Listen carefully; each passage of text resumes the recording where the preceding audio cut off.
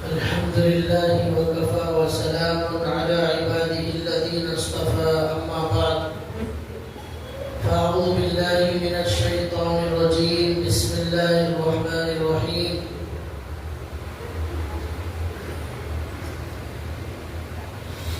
محمد رسول الله والذين معه أشداء على الكفار رحماء بينهم تراهم ركعا سجدا يبتغون فضلا من الله ورضوانا وقال تعالى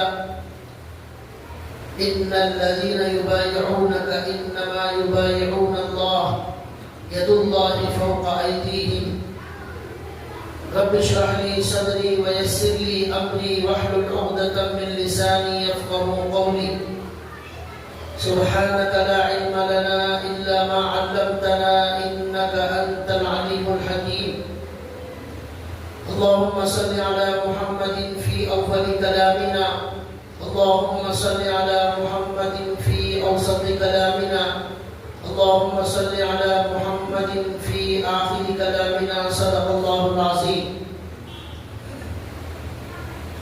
محترم دینی بھائیوں، اللہ تعالیٰ کے خاص بندوں میں صحابہ اکرام ہیں اور صحابہ میں بہت زیادہ خاص خلفائے راشدین ہیں۔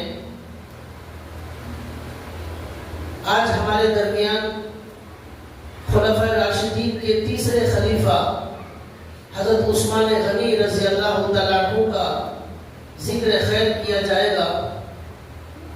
یہ اللہ کے وہ لاڈلے بندے تھے جنہوں نے اپنے دل میں اللہ کی معرفت اور اللہ کی محبت پیدا کی اور فرشتوں سے زیادہ مقدس انسان بن گئے، اور ان کا مقام اللہ اور اللہ کے رسول کی نظر میں بہت بلند ہو گیا۔ ان کے ذکر سے ہمارا ایمان تازہ ہوتا ہے، ان کے اوصاف، ان کے اخلاق ہمارے اندر پیدا کرنے کا جذبہ پیدا ہوتا ہے۔ انہی شخصیتوں میں حضرت عثمان غنی رضی اللہ تعالیٰ عنہ بھی ایک بہت بڑی عظیم ہستی ہے، بڑے عظیم صحابی ہیں۔ چوتھے نمبر پر اسلام لانے والے صحابی ہیں۔ سب سے پہلے ان کی خالہ نے ان کو بتایا کہ محمد صلی اللہ علیہ وسلم جو دین کی دعوت دیتے ہیں وہ بالکل حق اور سچ ہے۔ اس کے بعد حضرت ابو بکر صدیق رضی اللہ تعالیٰ عنہ نے ان کو دعوت دی، حضرت عثمان غنی رضی اللہ تعالیٰ عنہ کو۔ تو حضرت ابو بکر رضی اللہ تعالیٰ عنہ کی دعوت پر حضرت عثمان غنی تیار ہوئے اور اللہ کے نبی صلی اللہ علیہ وسلم کی خدمت میں حاضر ہوئے اور جا کر اللہ کے نبی کی بات سنی، فوراً اسلام قبول کر لیا۔ چوتھے نمبر، ان سے پہلے 3 لوگوں نے اسلام قبول کیا تھا، شروع سے یہ اللہ کے نبی کے ساتھ تھے۔ اس کے بعد جب مکے پر حالات آئے، دشمنوں نے مسلمانوں پر ظلم کرنا شروع کیا، تکلیف دینا شروع کر دیا دشمنوں نے، تو صحابہ اکرام کی ایک جماعت 70 صحابہ پر مشتمل مکے سے حبشہ ہجرت کرتی ہے۔ یہ پہلی ہجرت ہے۔ مدینے کی طرف جو ہجرت ہوئی وہ دوسری ہجرت، یہ پہلے حبشہ کی طرف صحابہ نے ہجرت کی۔ ان ہجرت کرنے والوں میں ہمارے نبی محمد صلی اللہ علیہ وسلم کے یہ صحابی حضرت عثمان غنی رضی اللہ تعالیٰ عنہ بھی موجود تھے۔ اس کے بعد پھر انہوں نے وہاں سے مدینے کی طرف بھی ہجرت کی۔ تو اس طرح 2 جگہ ہجرت کرنے کا شرف ان کو حضرت عثمان غنی کو حاصل ہوا۔ حضرت عثمان غنی رضی اللہ تعالیٰ عنہ کی ایک بہت بڑی فضیلت یہ ہے کہ ہمارے نبی صلی اللہ علیہ وسلم کی 2 بیٹیاں حضرت رقیہ رضی اللہ تعالیٰ عنہ اور حضرت ام کلثوم رضی اللہ تعالیٰ عنہ، ان 2 بیٹیوں کا نکاح حضرت عثمان غنی رضی اللہ تعالیٰ عنہ سے ہوا، اور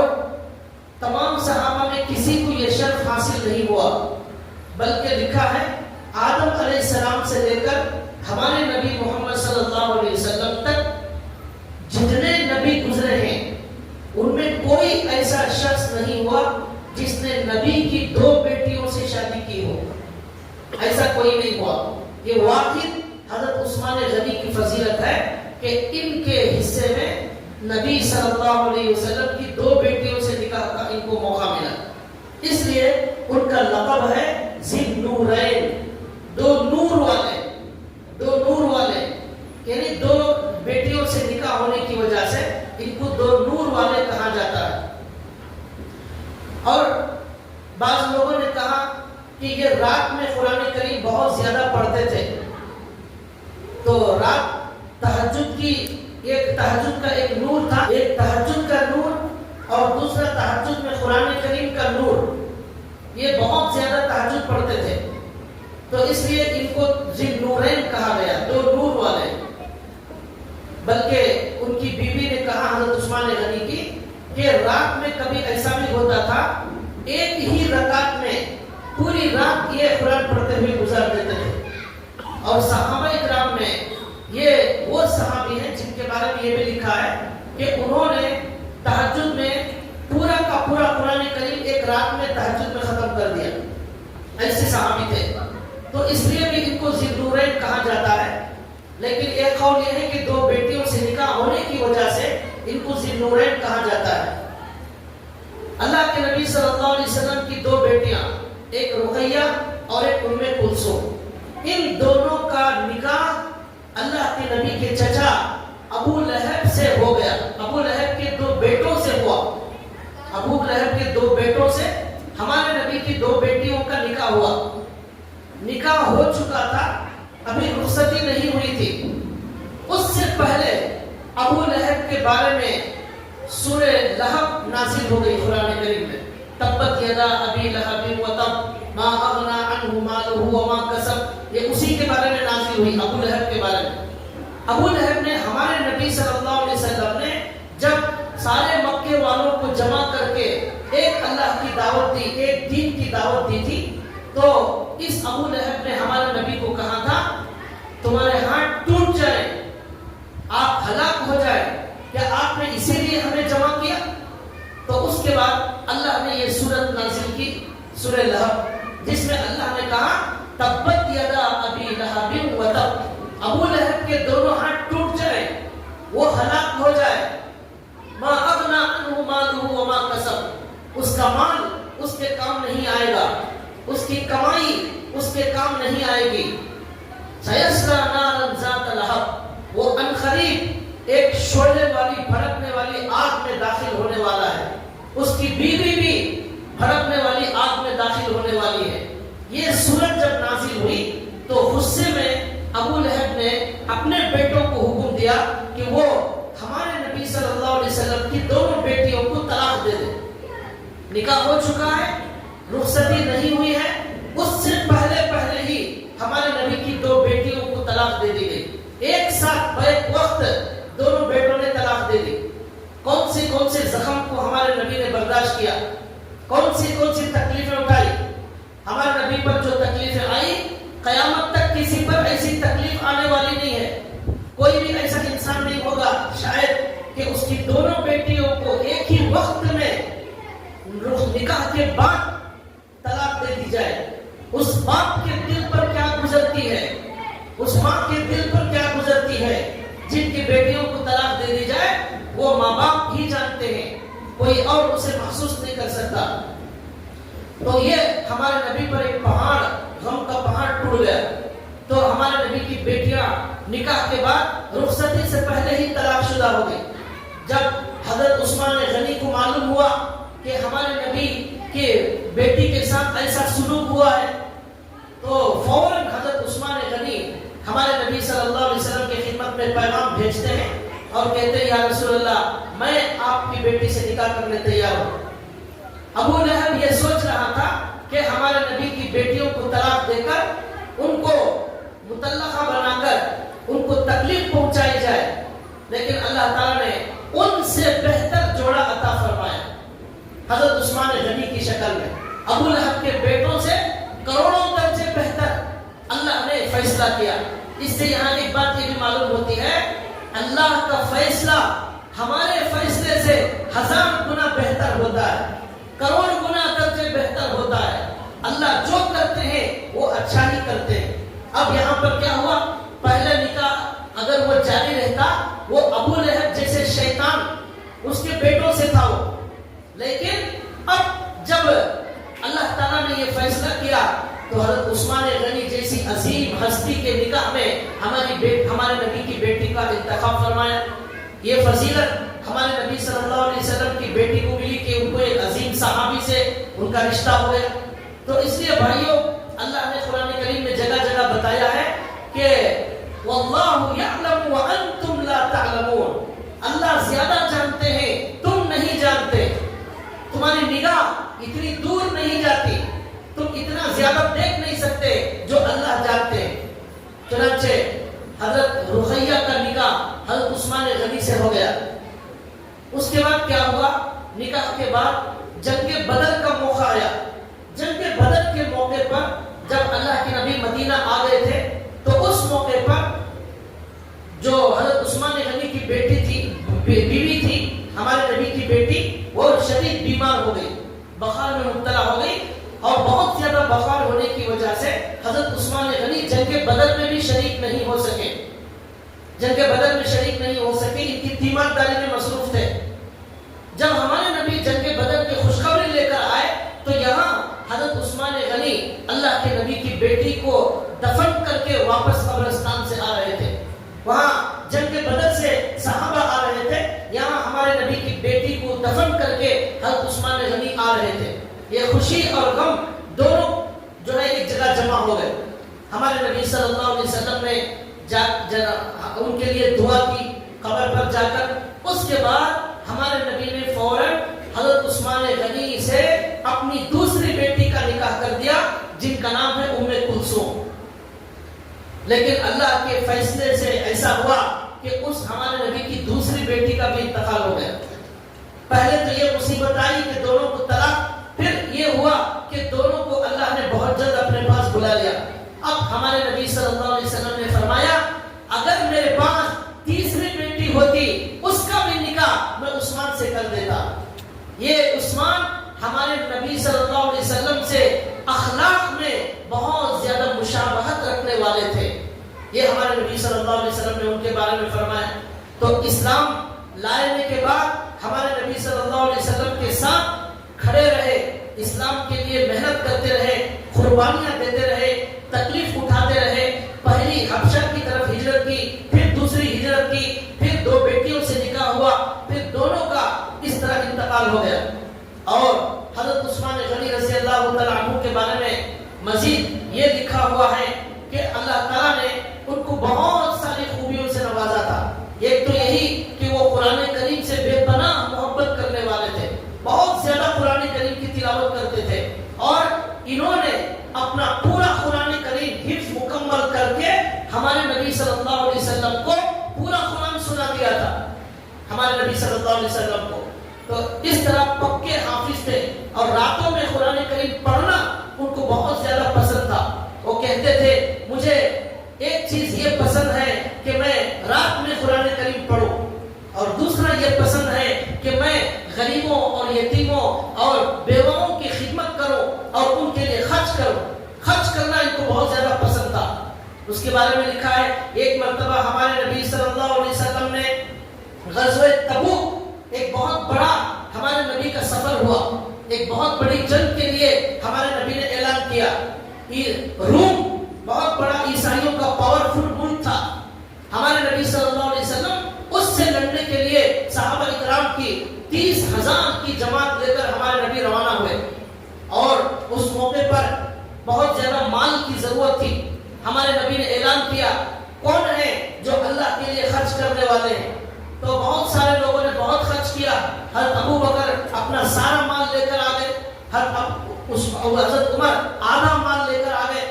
اس موقع پر حضرت عثمان غنی کھڑے ہوئے، انہوں نے کہا یا رسول اللہ 100 اونٹ ماں ساز و سامان میں اس سفر کے لیے خرچ کرتا ہوں. 100 اونٹ اس زمانے میں 100 کار دینے کے برابر تھا.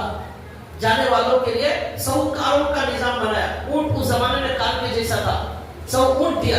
پھر اللہ کے نبی نے مزید اعلان کیا کون ہے جو اللہ کے لیے اور زیادہ خرچ کرنے والا ہے. حضرت عثمان غنی کھڑے ہوئے, انہوں نے کہا یا رسول اللہ اب 200 اونٹ مع ساز و سامان دے رہا ہوں. پھر حضور نے اعلان کیا.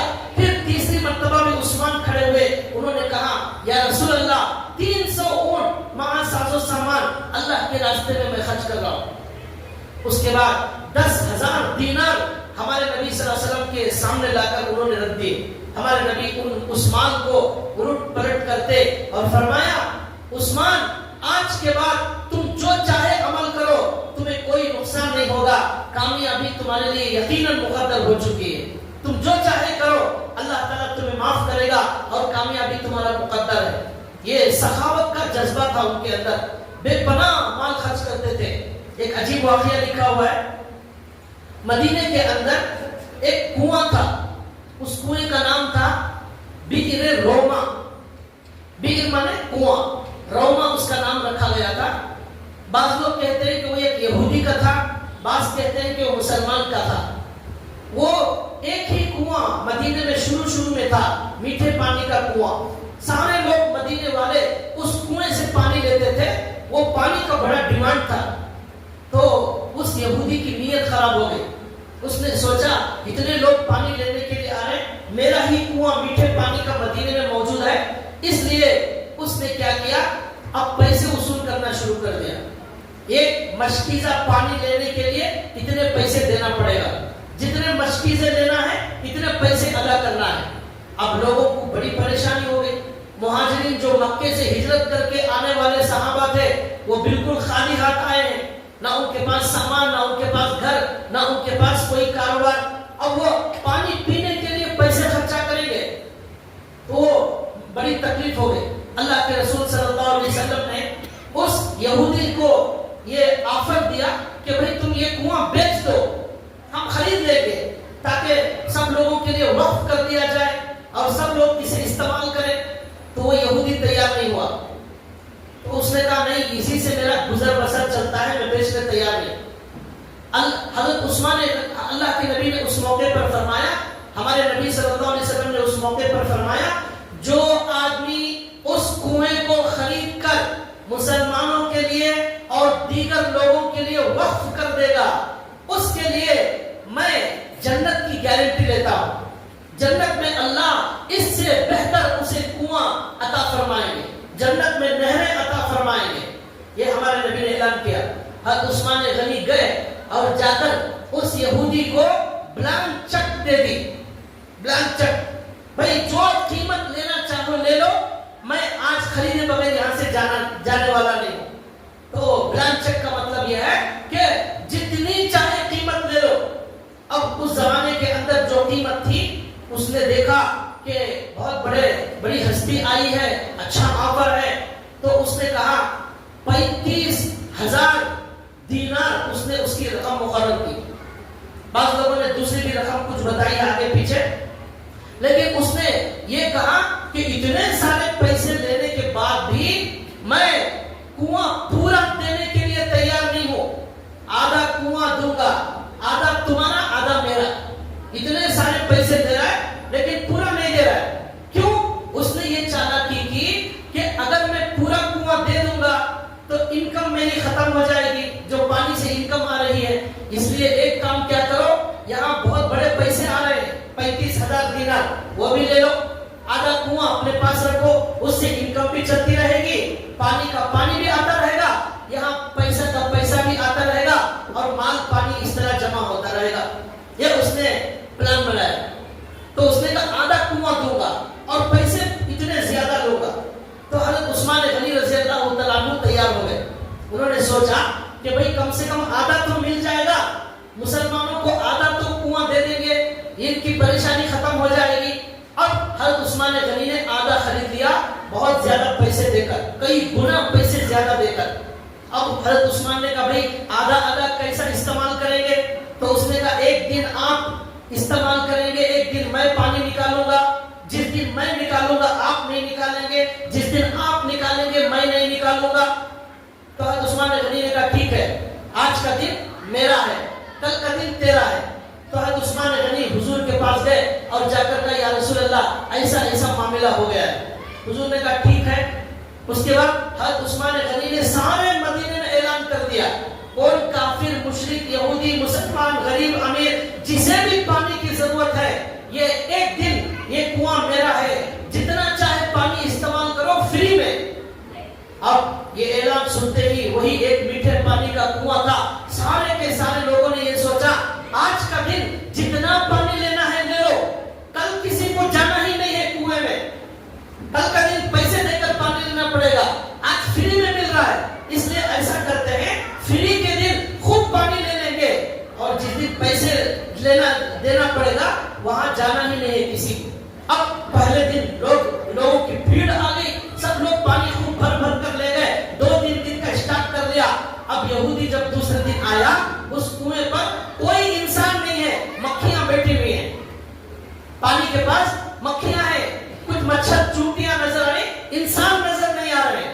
اب اس نے پوچھا کہ بھئی کیا ہوا؟ اس نے کہا بھئی حضرت عثمان نے خرید کر فری میں اعلان کر دیا, لوگوں کے لیے وقف کر دیا ہے, اب لوگ فری کا پانی چھوڑ کر تیرے پاس پیسے دینے کیوں آئیں گے؟ اب اس نے کہا اس طرح تو میرا پورا پلان فیل ہو گیا.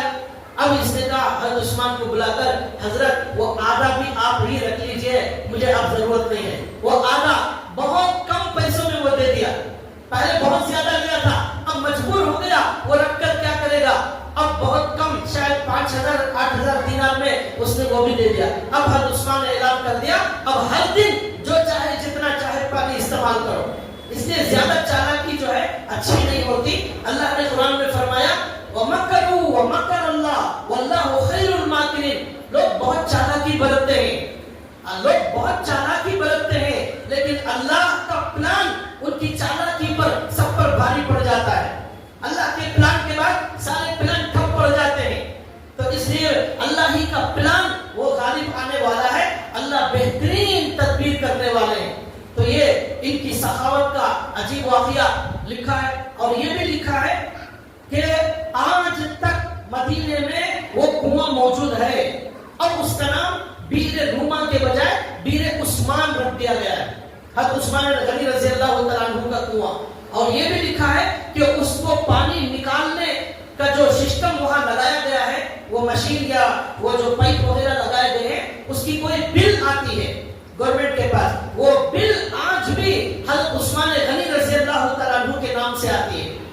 یہ وہاں جانے والوں نے آج جو تحقیق کی انہوں نے بتایا آج تک وہ کنواں مسلمانوں کے لیے وقف ہے. 1450 سال سے لوگ اس کا پانی استعمال کر رہے ہیں, حکومت استعمال کر رہی ہے, غریب لوگ استعمال کر رہے ہیں. اس کا کتنا ثواب حضرت عثمان غنی کے اکاؤنٹ میں جا چکا ہوگا کوئی حساب نہیں کر سکتے. اللہ تعالیٰ نے قرآن کریم میں فرمایا آپ ایک نیکی لے کر آؤ, ہم 700 گنا بڑھا کر آپ کو نیکیاں دیں گے. آپ ایک نیکی لاؤ اخلاص کے ساتھ, وہ 700 گنا 7,000 گنا تک ہم اسے بڑھا دیں گے. حدیث میں آتا ہے جس طرح ایک چھوٹا درخت ہوتا ہے, اسے پرورش کرتے کرتے کرتے بڑا کر دیتے ہیں, اس طرح اللہ ہماری نیکی کو بہت بڑا کر دیتے ہیں, ہمیں بہت زیادہ ثواب عطا کرتے ہیں, اللہ اپنے شایان شان عطا کرتے ہیں. ہمارے نبی صلی اللہ علیہ وسلم نے حدیث میں فرمایا جب انسان کا انتقال ہو جاتا ہے اس کا نام اعمال بند کر دیا جاتا ہے, اعمال نامہ بند. اب عمل میں کچھ نہیں لکھا جاتا, انسان کی روح نکل گئی, دفتر بند کر دیا گیا. اب وہ نہ قرآن پڑھ سکتا ہے, نہ ذکر کر سکتا ہے, نہ سبحان اللہ بول سکتا ہے, سارے عمل کا دروازہ بند, بینک اکاؤنٹ کلوز.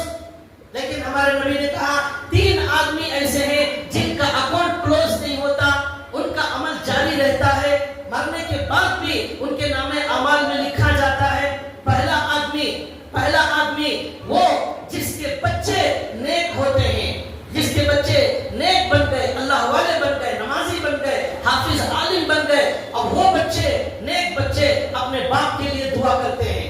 کتنے ہم میں سے ایسے ہیں ہمارے مرے ہوئے باپ کو دعا کر کے بہت زمانہ ہو گیا, خالی ہم اپنی دکان کے لیے دعا کرتے ہیں, اسی میں بزی ہیں, باپ کے لیے دعا کرنا ہی بھول گئے. وہ باپ جو ہمارے لیے خون پسینہ بہاتا تھا, ہمارے لیے راتوں کو جاگتا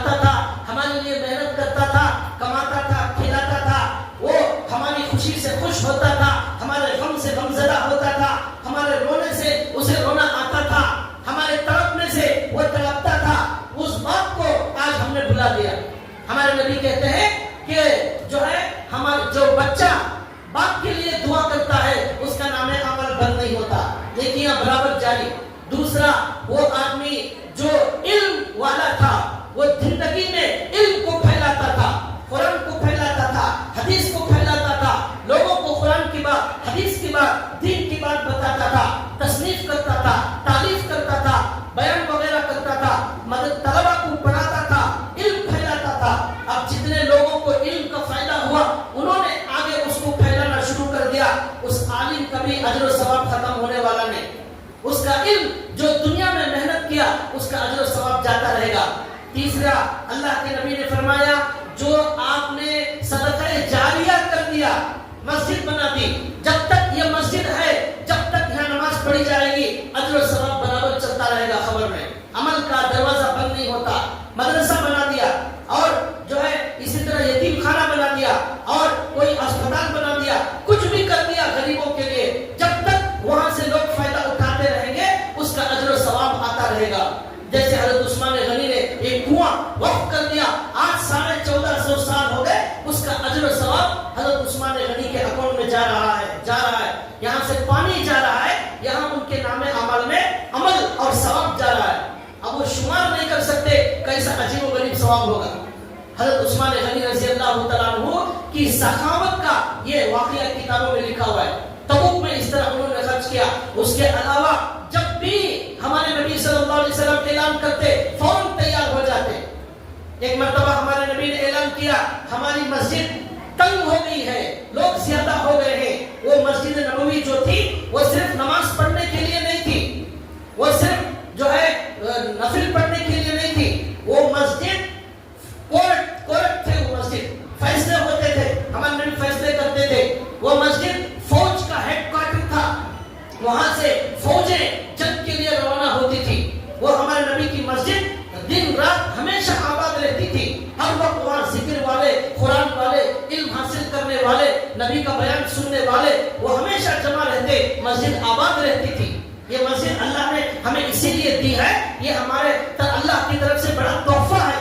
یہ ایمان تازہ کرنے کی جگہ ہے. یہاں ہر وقت قال اللہ قال رسول ہونا چاہیے. صرف جمعہ میں آ کر چلے جانے سے ہمارا ایمان تازہ نہیں ہوتا. ہمارا دشمن شیطان ہمارے اوپر 24 گھنٹے بیٹھا ہوا ہے. ہمارا نفس 24 گھنٹے ہمارے پیچھے لگا ہوا ہے. وہ ہمیں جو ہے نیک بننے نہیں دیتا. تو اس لیے ایمان کی محنت جو ہے, قرآن کی محنت, ایمان کو تازہ کرنے کی محنت بھی 24 گھنٹے ہونا چاہیے. اور یہاں مسجد کا ایسا نظام بنایا جائے کہ وہاں نوجوانوں کی تربیت کا کبھی نظام بنایا جائے, کبھی عورتوں کی تربیت کا نظام بنایا جائے, کبھی بچیوں کو جمع کیا جائے, ان میں جو ہے کبھی تفسیر کی جائے, کبھی حدیث بیان کی جائے. اس طرح مسجد ہمیشہ آباد رہنا چاہیے. دعا کریں اللہ ہماری مسجد کو بھی ایسے آباد رکھنے کی توفیق ہم سب کو عطا فرمائے. تو یہ ہمارے نبی صلی اللہ علیہ وسلم نے فرمایا مسجد چھوٹی پڑ گئی ہے, کون ہے جو مسجد کے لیے جگہ دلائے اور میں اس کے لیے جنت میں جگہ دلانے تیار ہوں. فوراً حضرت عثمان غنی کھڑے ہو گئے اور کھڑے ہو کر انہوں نے کہا یا رسول اللہ میں مسجد کے لیے جگہ خرید کر یہ مسجد کے لیے دلانے تیار. فوراً گئے اور جا کر مسجد کے لیے جگہ خریدی اور مسجد کے لیے انہوں نے وقف کر دیا. آج مسجد نبوی کے اندر جو جہاں مسجد نبوی بڑی ہوئی ہے اس میں ایک زمین کا حصہ حضرت عثمان غنی کی طرف سے وقف کیا گیا ہے. اب اس حصہ میں جتنے لوگ 1450 سال سے اس مسجد میں نماز پڑھ رہے ہیں, قرآن پڑھ رہے ہیں, ذکر کر رہے ہیں, دعا کر رہے ہیں, ساری دنیا سے لوگ آ رہے ہیں, ان کا اجر و ثواب جیسے ان کو مل رہا ہے حضرت عثمان غنی کو بھی مل رہا ہے. کتنا اجر و ثواب انہوں نے حاصل کر لیا. اس طرح ان کی ایک صفت یہ تھی کہ وہ بے پناہ خرچ کرنے والے تھے. ان کے بارے میں مزید یہ لکھا ہے کہ حضرت عثمان غنی کی ایک صفت یہ تھی کہ وہ بہت زیادہ شرم اور حیا والے تھے, بڑے شرم اور حیا والے. ان کے اندر حیا موجود تھی. اللہ کے نبی صلی اللہ علیہ وسلم کے بارے میں لکھا ہے آپ صلی اللہ علیہ وسلم بڑی شرم اور حیا والے تھے. ایک نوجوان بچی شادی سے پہلے جیسے شرم و حیا والی ہوتی ہے اس سے زیادہ ہمارے نبی صلی اللہ علیہ وسلم شرم و حیا والے تھے. ہمارے نبی صلی اللہ علیہ وسلم کے اندر حیا موجود تھی. حضرت عثمان غنی کے اندر بھی حیا موجود تھی. ایک مرتبہ ہمارے نبی بیٹھے ہوئے تھے, پیروں کو پھیلائے ہوئے, ذرا لیٹے ہوئے بیٹھے ہوئے تھے. حضرت ابو بکر آئے, ہمارے نبی نے اسی طرح لیٹے لیٹے حضرت ابو بکر سے بات کی, پیروں کو بھی کھلا رکھا ہوا تھا. حضرت عمر آئے, اللہ کے نبی نے اسی طرح ان سے بات کی. حضرت عثمان آئے تو ہمارے نبی سیدھا بیٹھے اور پیروں پر بھی جو ہے چادر ڈال لی اور لیٹے ہوئے تھے سیدھا بیٹھ گئے. حضرت عثمان آئے, بات چیت ہوئی, چلے گئے. اما عائشہ نے پوچھا یا رسول اللہ حضرت ابو بکر آئے آپ لیٹے ہوئے ہیں, پیروں پر چادر بھی نہیں ہے. حضرت عمر آئے آپ ایسے ہی بیٹھے ہوئے ہیں, لیکن حضرت عثمان آئے آپ سیدھا بیٹھ گئے, پیروں پر چادر कपड़ों को ठीक कर लिया, इसकी क्या वजह है? हमारे नबी ने कहा ये उस्मान वो आदमी है जिनसे फरिश्ते भी हया करते हैं, मैं हया क्यों ना करूं? इनके अंदर बहुत ज्यादा हया है, इसलिए मैं इनसे हया करता हूं। ये हया का सबक हमारा इस्लाम देता है। इंसान जो है हया के साथ रहे, बेहया ना बन जाए। अपने कपड़ों को ठीक ठाक रखने वाला, अपने सतर को छुपाने वाला। औरतों में हया, मर्दों में हया होना चाहिए। औरतों में बहुत ज्यादा हया होना चाहिए। उनके बात करने में हया, उनके देखने में हया होना चाहिए, उनके चलने में हया होना। कुरान करीम में अल्लाह ने जगह कहा, हज़रत मूसा अलैहिस्सलाम के वाक़ये में अल्लाह ने कहा तमशी अलस्तिहिया, तमशी अलस्तिहिया।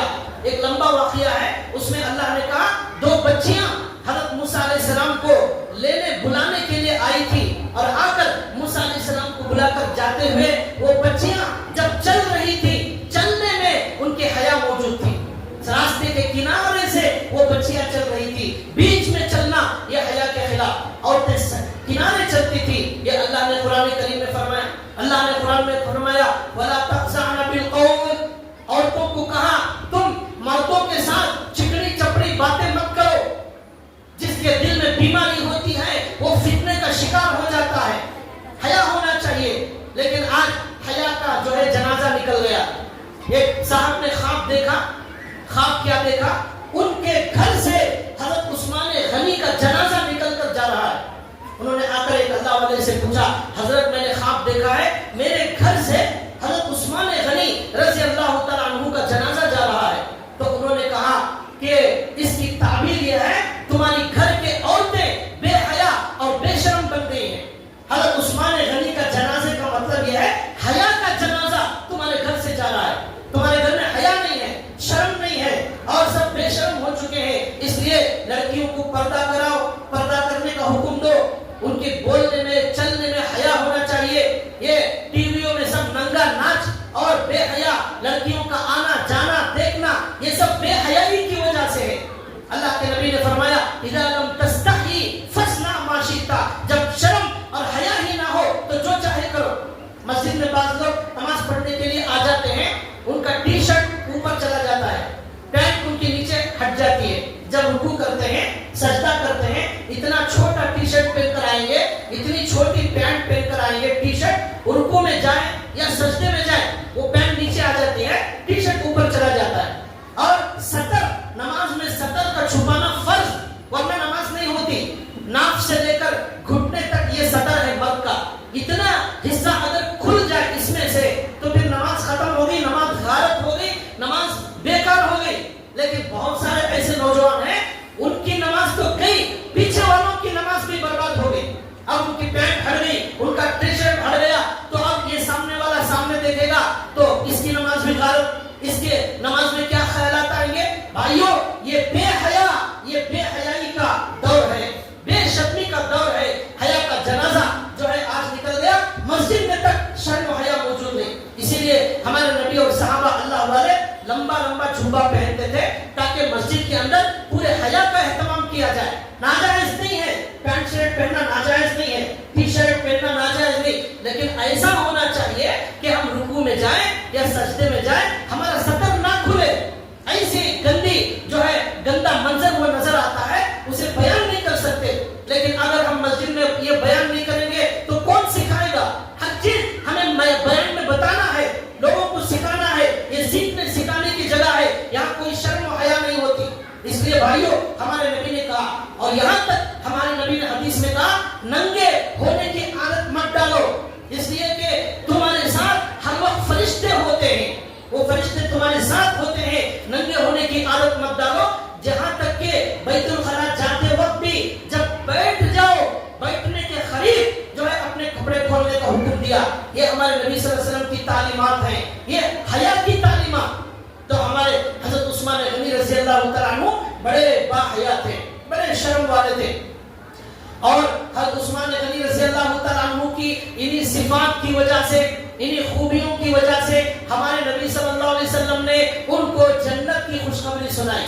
बुखारी शरीफ के अंदर हदीस है, हजरत अबू मूसा अशअरी रज़ी अल्लाह तआला अन्हु कहते हैं कि एक दिन मेरे दिल में ख्याल आया, सुबह सुबह आज का दिन पूरा हमारे नबी के साथ गुजारूंगा, आज का पूरा दिन نبی کی خدمت کروں گا، نبی کی باتیں سنوں گا، نبی کے ساتھ رہوں گا. گھر سے نکل کر گئے، جا کر دیکھا ہمارے نبی گھر میں موجود نہیں. پھر مسجد میں گئے، دیکھا ہمارے نبی مسجد میں بھی موجود نہیں. پھر تلاش کرتے کرتے پوچھتے لوگوں نے بتایا فلاں جگہ ہمارے نبی جا رہے تھے. بھاگتا گیا، ایک کنواں تھا بیر اریس، وہاں گیا. ہمارے نبی باغ میں داخل ہو رہے تھے تو میں باغ کے دروازے پر کھڑا ہو گیا. تو ہمارے نبی صلی اللہ علیہ وسلم وہاں اندر گئے. پھر ہمارے نبی صلی اللہ علیہ وسلم وضو بنائے، وضو سے فارغ ہو گئے. وہاں اندر ایک کنواں تھا اور اس کنویں کے پاس ایک چبوترا تھا، چھوٹا سا چبوترا. ہمارے نبی وضو بنانے کے بعد اس چبوترے پر ایسا بیٹھ گئے کہ ہمارے نبی نے اپنے دونوں پیر اس کنویں کے اندر ڈال دیے اور یہ پیجامہ تھوڑا سا اٹھا لیا اوپر. پانی میں پیروں کو ڈال کر ہمارے نبی کنویں پر چبوترے پر بیٹھ گئے. وہ صحابی کہتے ہیں میں گیا، جا کر حضور پاک صلی اللہ علیہ وسلم کو سلام کیا اور ہمارے نبی نے جواب دیا.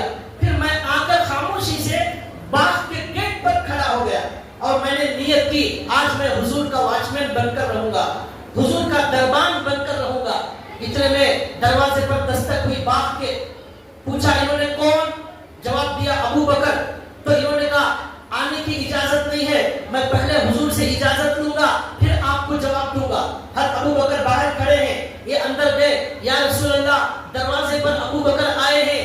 تو حضور نے کہا ان کو اجازت دے دو اور جنت کی خوشخبری سنا دو. اچھا انہوں نے یہ نہیں کہا کہ ابو بکر آئے ہیں، دروازے پر دستک ہو رہی ہے یہ کہا. تو حضور نے کہا کہ جو بھی آ رہے ہیں ان کو اجازت دے دو اور جنت کی خوشخبری سنا دو. اب جا کر یہ دروازہ کھولتے ہیں تو ابو بکر رضی اللہ تعالیٰ انہوں نے کہا آپ کو حضور نے جنت کی خوشخبری سنائی ہے اور آنے کی اجازت دی. پھر دروازہ بند کر لیا. اب ابو بکر اندر گئے اور جا کر وہ جو چبوترا تھا جس پر حضور بیٹھے ہوئے تھے، پاؤں کنویں میں ڈال کر بیٹھے ہوئے تھے، حضور کے بازو حضرت ابو بکر بیٹھ گئے. اسی طرح اپنے پیروں کو کنویں میں ڈال لیا اور اپنے پیجامے کو تھوڑا سا اٹھا لیا اور حضور کے بازو بیٹھ گئے. پھر دستک ہوئی، انہوں نے پوچھا، انہوں نے کہا ٹھہرو حضور سے اجازت لیتا ہوں. پھر گئے، جا کر کہا یا رسول اللہ پھر کوئی دروازہ مار رہا ہے. تو حضور نے کہا اجازت دے دو اور جنت کی خوشخبری سنا دو. گئے، جا کر دروازہ کھولا. حضرت عمر رضی اللہ تعالیٰ عنہ انہوں نے کہا آپ کو بھی جنت کی خوشخبری ہے اور حضور نے اجازت دے دی ہے. اب حضرت عمر ہے، انہوں نے بھی اس چبوترے پر جہاں حضرت اللہ کے نبی ابو بکر، وہاں ایک سیٹ خالی ہے، وہ چبوترے پر حضرت عمر بیٹھ گئے اور انہوں نے بھی اپنے پیر کنویں میں ڈال لیے پانی میں اور وہاں تینوں کی سیٹ فل ہو گئی. اب کوئی جگہ نہیں. اب یہ جو دربانی کر رہے ہیں یہ صحابی، ان کے دل میں خیال آیا میرا بھائی بھی اب یہاں آ گیا تو اچھا ہے، اسے بھی جنت کی خوشخبری مل جائے گی. کاش میرا بھائی یہاں آ جائے، اسے بھی جنت کی خوشخبری مل جائے. دل میں تمنا ہو رہی ہے، لیکن یہ تمنا سے کچھ نہیں ہوتا، وہ قسمت والوں کو وہ ملتا ہے. اب تھوڑی دیر کے بعد دروازہ کھٹکھٹایا. انہوں نے کہا ٹھہرو، جا کر حضور سے اجازت لی. اب اللہ کے رسول صلی اللہ علیہ وسلم نے کہا آنے والے کو اجازت دے دو اور کہو ان پر جو مصیبتیں آنے والی ہیں ان کے بدلے میں اللہ ان کو جنت کی خوشخبری سناتا ہے. حالانکہ حضور نے دیکھا نہیں، انہوں نے بھی ابھی دیکھا نہیں کون ہے باہر. حضور نے کہا آنے والے کو کہو اجازت ہے، جنت کی خوشخبری ہے، اس مصیبت کی وجہ سے جو ان پر آنے والی ہے اللہ نے جنت کی خوشخبری سنائی ہے. تو بھائیو یہ مصیبت گھبرانے والی چیز نہیں ہے، اس کی وجہ سے اللہ جنت کا فیصلہ کرتے ہیں. مومن کو کانٹا بھی چوب جائے اللہ اس کا ثواب لکھ دیتے ہیں. بخار آ جائے گناہ معاف ہوتے ہیں. ہر مصیبت پر گناہوں کی معافی کا وعدہ ہے. یہ مومنوں کے لیے مصیبت نہیں خیر ہے. صبر کرے تو بھی اچھا، شکر کرو تو بھی اچھا. اب دروازہ کھول کر دیکھا حضرت عثمان غنی رضی اللہ تعالیٰ عنہ. اب ہمارے نبی نے پہلے ہی بتا دیا ان پر مصیبتیں آنے والی ہیں، ان پر آزمائش آنے والی ہے، اسی وجہ سے ان کو جنت کا فیصلہ ہونے والا ہے. چنانچہ حضرت عثمان غنی اندر آ گئے. اب دروازہ بند ہو گیا. اب اس کے بعد کوئی نہیں آیا. اب حضرت عثمان غنی اندر گئے. وہ چبوترے میں جگہ موجود نہیں ہے، چھوٹا سا چبوترا. ہمارے نبی ابو بکر اور حضرت عثمان تینوں بیٹھ گئے، فل ہو گیا. اب ان کے پاس جگہ نہیں تھی، یہ ان کے سامنے جا کر وہاں بیٹھ گئے. ان کے سامنے چبوترے میں جگہ نہیں تھی. بعد میں آنے والے ایک بہت بڑے عالم نے کہا اس کا مطلب یہ تھا ہمارے نبی جہاں دفن ہے وہاں صرف 2 صحابہ کی جگہ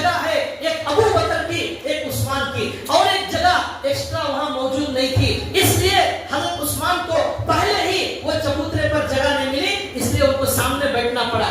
वो चबूतरा फुल हो गया का मतलब हमारे नबी का जो रोज़े अक़दस है वो फुल हो गया, अब वहां जगह नहीं है।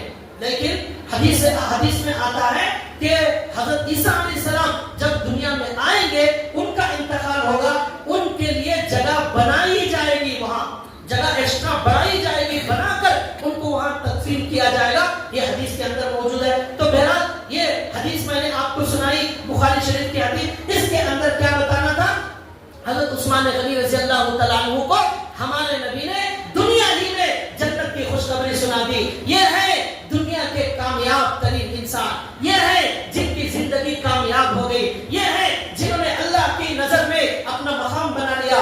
दुनिया वालों की नजर में मकाम बनाने से कुछ नहीं होता, और सियासतदानों से ताल्लुक बनाने से कुछ नहीं होता, अल्लाह से ताल्लुक बनाने वाला कामयाब होता है।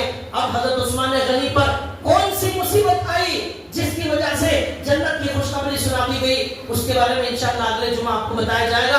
अल्लाह ताला हमें सुनी हुई बात पर अमल की तौफीक अता फरमाए, और हमें इन अच्छे और नेक लोगों की सिफात अपने अंदर अल्लाह हमें पैदा करने की तौफीक अता फरमाए।